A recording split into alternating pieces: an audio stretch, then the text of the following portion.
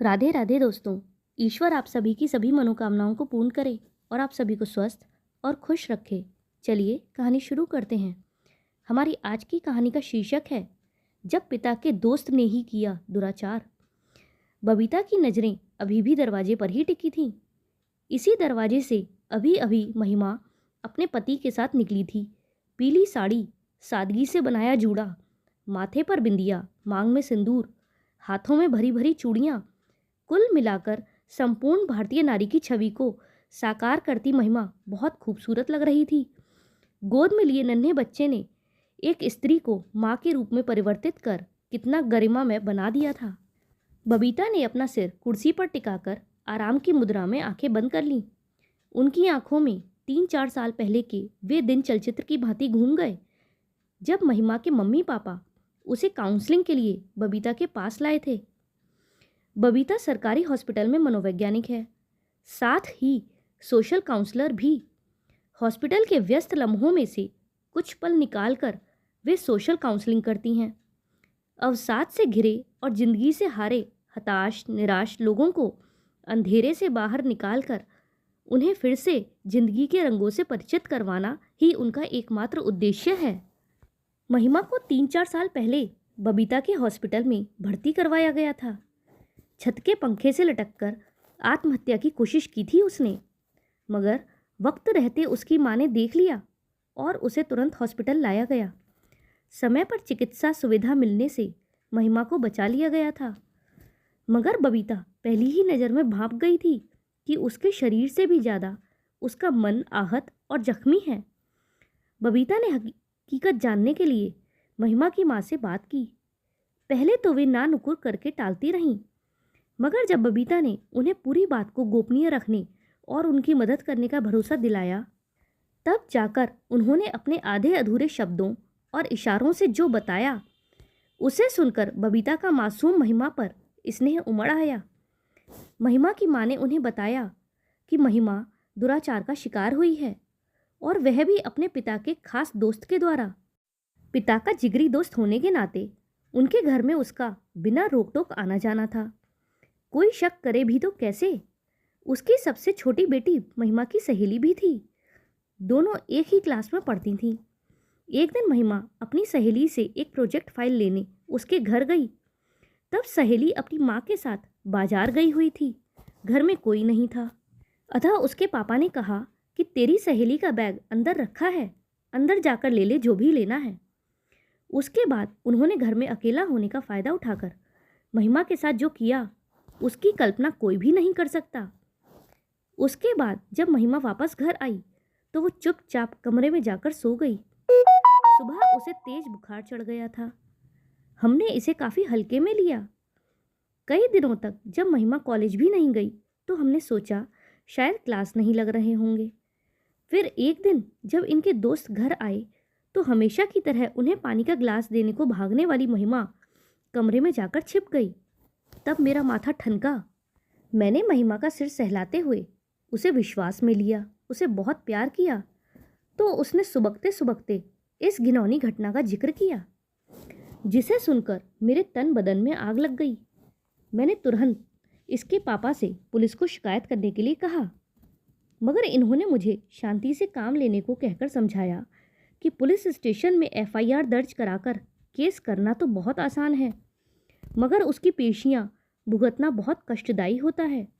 अपराधी को सज़ा दिलवाना तो नाको चने चबाने जैसा होता है।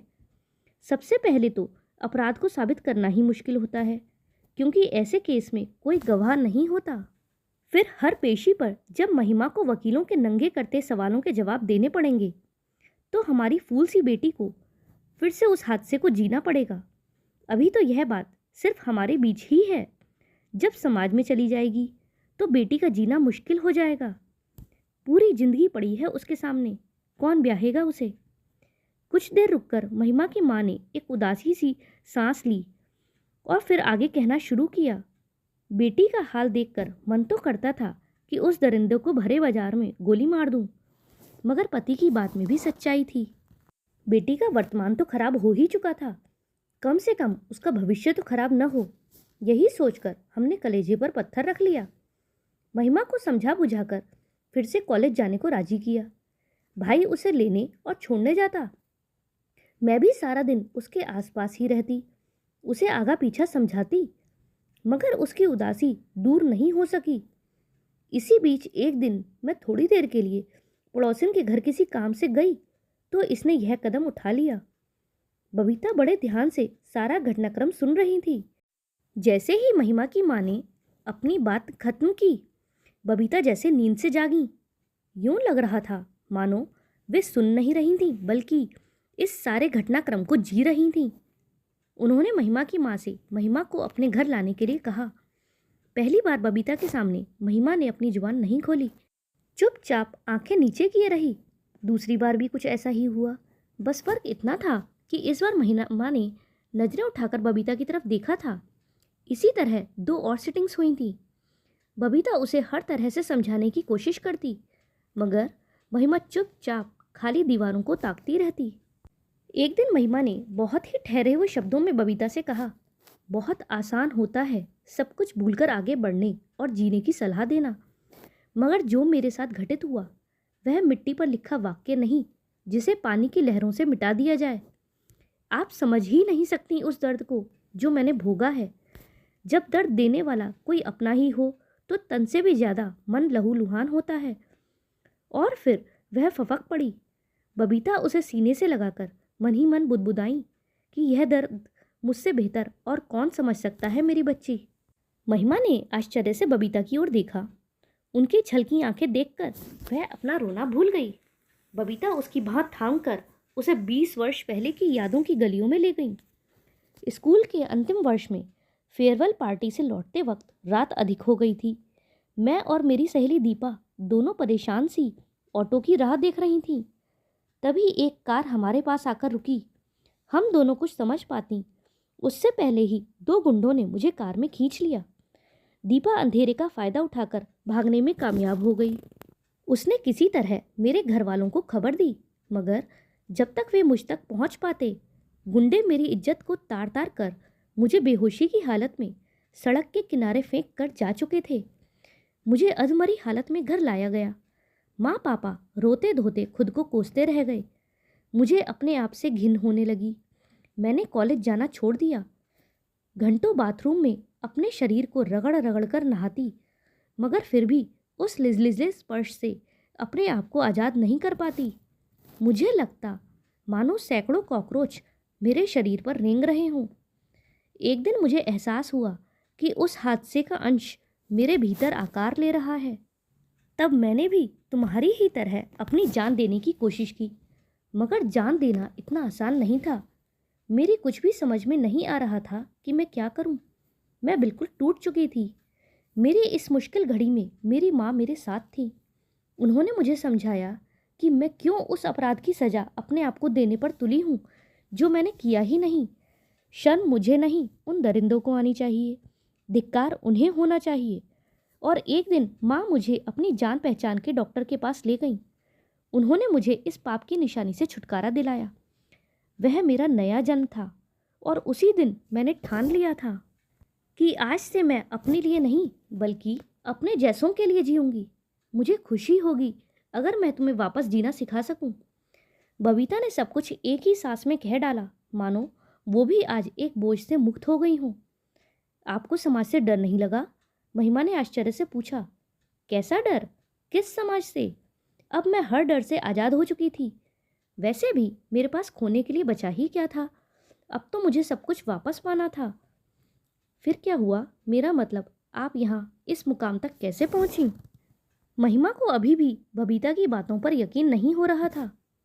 उस हादसे को भूलने के लिए मैंने शहर छोड़ दिया। आगे की पढ़ाई मैंने हॉस्टल में रहकर पूरी की। अब बस मेरा एकमात्र लक्ष्य था मनोविज्ञान में मास्टर डिग्री हासिल करना, ताकि मैं इंसान के मन के भीतर की उस तह तक पहुंच सकूं जहां वह अपने सारे अवसाद, राज और विकार छिपा कर रखता है। मैंने अपनी कमजोरी को अपनी ताकत बनाकर अपनी लड़ाई लड़ी और उस पर विजय पाई। थोड़ी देर रुककर बबीता ने महिमा के कंधे पर हाथ रखते हुए कहना जारी रखा, बेटा, हमें यह जीवन कुदरत ने जीने के लिए दिया है। किसी और के कुकर्मों की सजा हम अपने आप को क्यों दें? तुम्हें भी बहादुरी से अपनी लड़ाई लड़नी है। अभी तुम्हारी उम्र ही क्या है, तुम अपनी पढ़ाई पूरी करो और हाँ, इसके बाद अपने माता पिता की रजामंदी से एक अच्छे से लड़के से शादी करो और अपनी शादी में मुझे बुलाना मत भूलना। बबीता ने महिमा के चेहरे पर मुस्कान लाने की कोशिश की। आपने शादी क्यों नहीं की? तभी महिमा ने यह जलता हुआ प्रश्न उछाला तो इस बार उसकी लपटें बबीता के आंचल तक पहुंची।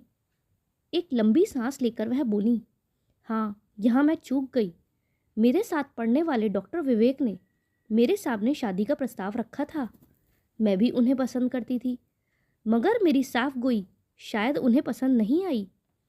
मैंने शादी से पहले उन्हें अपने बारे में सब कुछ बता दिया, जिसे उनका पुरुषोचित अहंकार स्वीकार नहीं कर पाया। हालांकि उन्होंने शादी करने से मना नहीं किया था, मगर मैं ही पीछे हट गई। अब मुझे उनके प्यार में दया की बू आने लगी थी और इस मुकाम पर पहुंचने के बाद मैं किसी की दया का पात्र नहीं बनना चाहती थी। मैं जानती थी कि आज नहीं तो कल यह प्यार सहानुभूति में बदल जाएगा और मैं वह स्थिति अपने सामने नहीं आने देना चाहती थी। फिर आप मुझे शादी करने के लिए क्यों कह रही हो? यह परिस्थिति तो मेरे सामने भी आएगी। वही तो मैं तुम्हें समझाना चाह रही हूँ बेटा, कि जो गलती मैंने की वह तुम भूल कर भी मत करना। ये एक कड़वी सच्चाई है कि खुद कई गर्लफ्रेंड्स रखने वाले पुरुष भी पत्नी वर्जिन ही चाहते हैं। तुम्हें किसी को भी सफाई देने की ज़रूरत नहीं है। जब तक तुम खुद किसी को नहीं बताओगी, तुम्हारे साथ हुए हादसे के बारे में किसी को कुछ पता नहीं चलेगा। मगर ये तो किसी को धोखा देने जैसा हुआ। महिमा अभी भी तर्क कर रही थी। धोखा तो वह था जो तुम्हारे पापा के दोस्त ने तुम्हारे पापा को दिया, अपने परिवार को दिया, तुम्हारी मासूमियत और इंसानियत को दिया। हम औरतों को अब अपने लिए थोड़ा स्वार्थी होना ही पड़ेगा। आने वाले जीवन में खुशियों का रंग हमें खुद भरना होगा। अच्छा, एक बात बताओ, तुम्हारा वह तथाकथित अंकल बिना किसी को कुछ बताए समाज में शान से रह रहा है ना? फिर तुम क्यों नहीं? बेटा, अगर सोने पर कीचड़ लग जाए तो भी उसकी शुद्धता में रत्ती भर भी फर्क नहीं आता।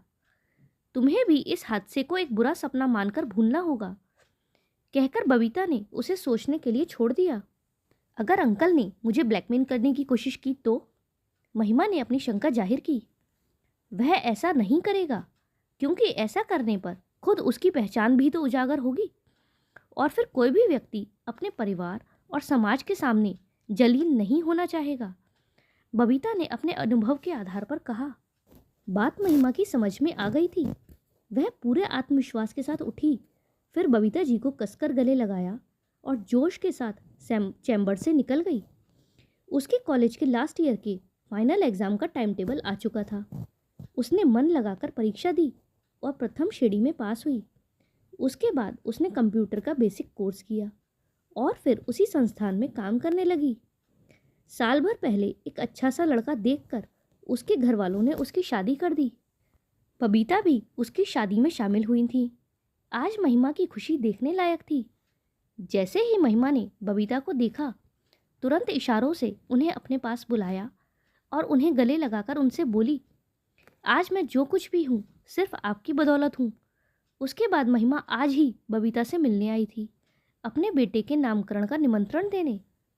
इस बीच बबीता निरंतर महिमा की माँ के संपर्क में रही, कदम कदम पर उन्हें राह दिखाती रहीं, मगर महिमा से दूर ही रहीं। वे उसे खुद ही गिरकर उठने देना चाहती थीं। वो संतुष्ट थीं कि उन्होंने एक और कली को मुरझाने से बचा लिया। महिमा ने तो अपना वादा निभा दिया था। उसने अपने जीवन को एक खुशनुमा मोड़ दे दिया था। बबीता आज बहुत खुश थी, क्योंकि महिमा में उन्होंने अपनी छवि देखी थी और आज महिमा बहुत खुश थी। उसकी खुशियाँ सेलिब्रेट करने के लिए तुरंत ही बबीता घर से निकल पड़ी, क्योंकि महिमा के छोटे से बेटे के लिए कुछ गिफ्ट जो लाने थे।